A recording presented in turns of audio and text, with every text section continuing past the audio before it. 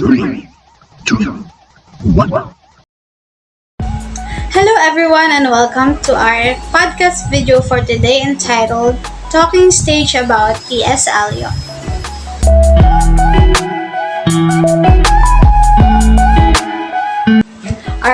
Alright, so welcome again everyone. For today's video, we will be talking about and is featuring this great American English poet, playwright, literary critic of the 20th century, Mr. Thomas Stearns Eliot, which is widely known to be T.S. Eliot. So let's go.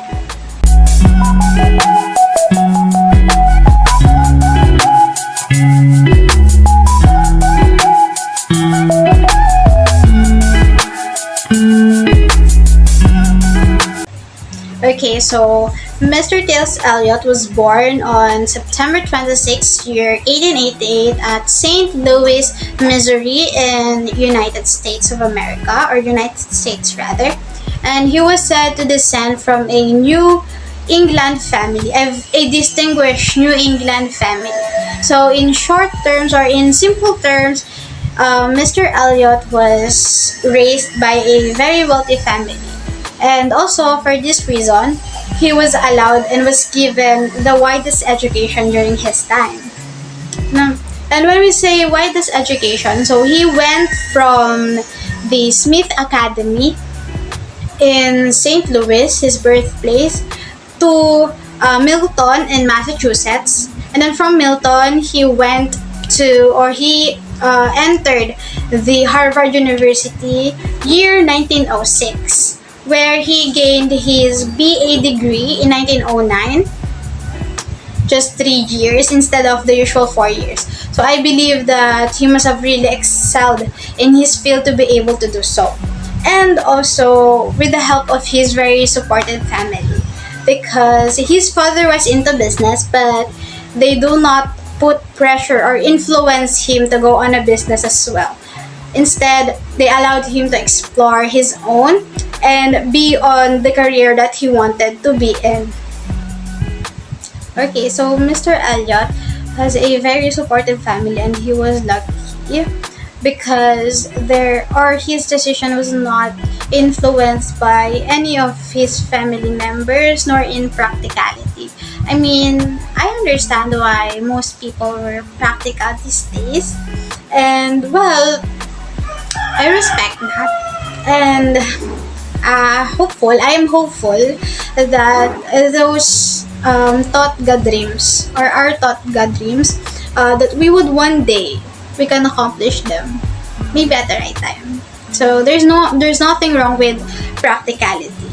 We know the reason why we have to be practical these days, but I hope that the dreams that we chose to set aside because of practicality, I hope we would meet them one day. With our hard work as well. And of course, with the support of everyone else. Okay, so going back, so while Mr. Eliot was in Harvard, he was influenced by a man named George Santayana, a philosopher and a poet, as well as a critic named Irving Babbitt. So from year 1909 to 1910, he became an assistant in philosophy at the Harvard University. While he spent the year 1910 to 1911 in France, attending philosophy lectures by Henry Bergson at the Sorbonne rather. But what really influenced or what really helped his writing style? So what helped him is his study of the poetry Dante, entitled Dante, by John Webster and Mr. John Donne, which we widely known, I know, as well as this French symbolist named Jules Laforge. Okay, so there are these lots of people that helped him and influenced his writing. And look at him, he was a very prominent writer in the 20th century.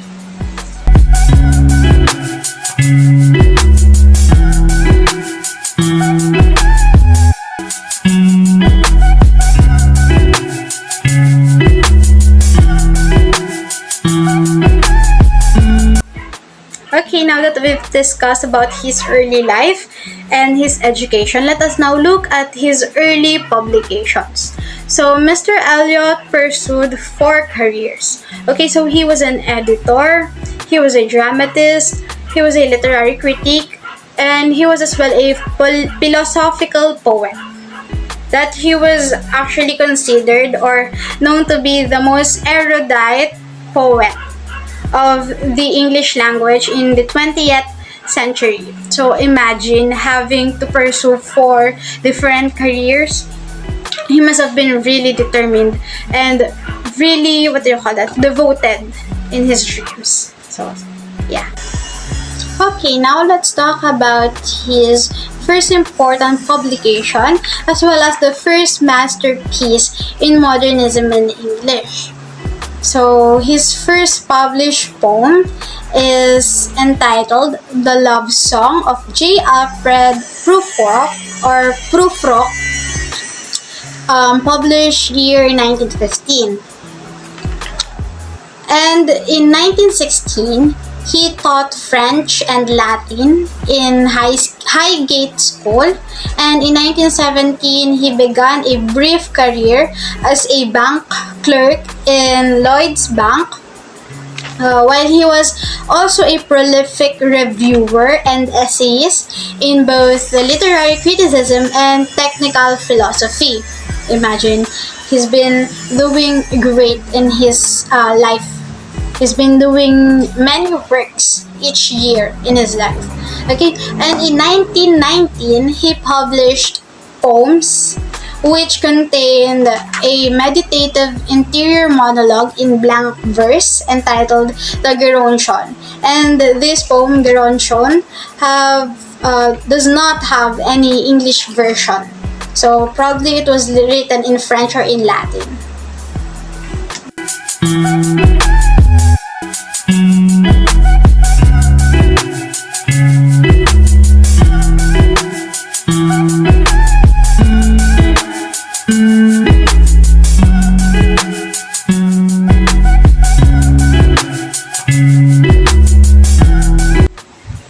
Okay, so we have discussed about Mr. Eliot's life, education, his first or early publications. Now let us move forward to his most famous works. So I have a list here. So it says here that his most famous work is his poem entitled The Wasteland, published year 1922, which is an expanding multi-layered poem which revolves and explores the disillusionment and fragmentation of post-World War I society. So his other works were four quartets, published 1943, and his most successful play, Murder in the Cathedral, year 1935. So for many of his readers, his writing styles is synonymous to or with the modernism. His works were high modernism, they state or they quote, and I believe it was because of the themes and subject that he chose to focus on with his writings.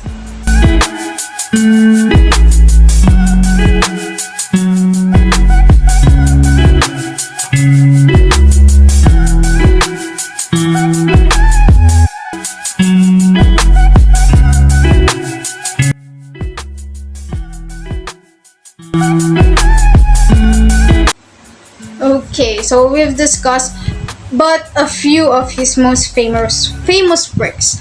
Now let us look at his achievements. Okay, so Mr. T.S. Eliot received numerous awards such as the following. First is the Nobel Prize in Literature, year 1948. So this was for his outstanding pioneer contribution to the present-day society. Next, he also garnered the Presidential Medal of Freedom, year 1964. He also got the Tony Award for Best Play, year 1950 for his play The Cocktail Party. Also, Tony Award for Best Original Score, Laurence Olivier MasterCard Award for Best New Musical, Tony Awards for Best Book of a Musical, and Outer Critics Circle Award for Outstanding Broadway Musical for his play entitled Cats. Okay, next you also have the New York Drama Critics Circle Award for Best Foreign Play and Outer Critics Circle Award for Best Play for his play, The Cocktail Party.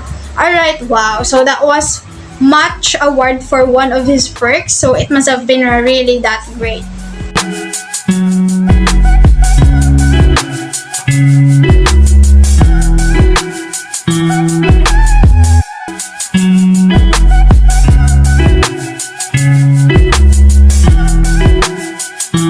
Okay, well, he must have lived, or Mr. Eliot lived such a good life, but he died at the age of 76.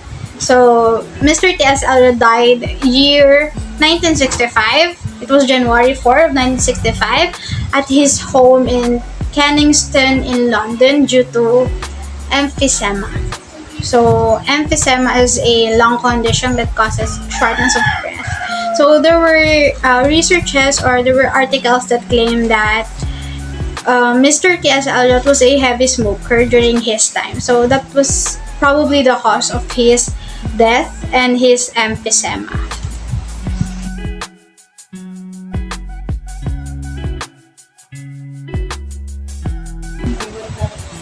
Okay guys, so that ends our podcast video for today. I hope you guys enjoy as much as I do discussing and featuring Mr. T.S. Eliot.